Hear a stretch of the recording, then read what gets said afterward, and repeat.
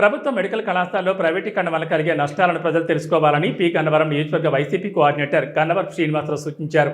ఆయన ఐనవేలి మండలంలోని వీరవల్లిపాలెం గ్రామంలో వైసీపీ నాయకులు నిర్వహించిన కోటి సంతకాల సేకరణ కార్యక్రమంలో పాల్గొన్నారు.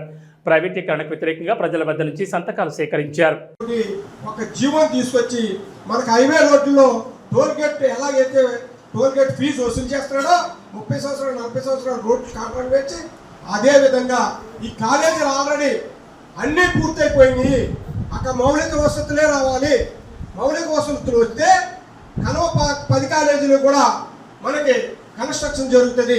7 కాలేజీలు కట్టేసి మరి అక్కడ విద్యార్థులు అన్ని మౌలిక వసతులతో అక్కడ విద్య జరుగుతుంది, వైద్యం జరుగుతుంది కూడా.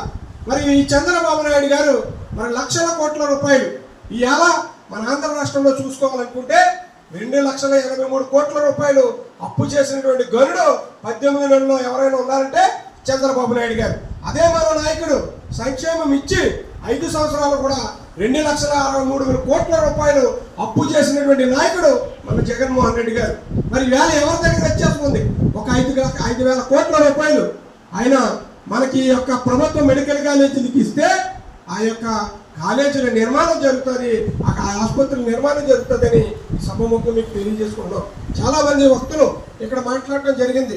మీరు ఒకటి గమనించండి, మీరు యొక్క పల్లెల్లో వెళ్తారు, గ్రామాల్లోకి వెళ్తారు, ఇక్కడ బ్రోచర్ ఉంది.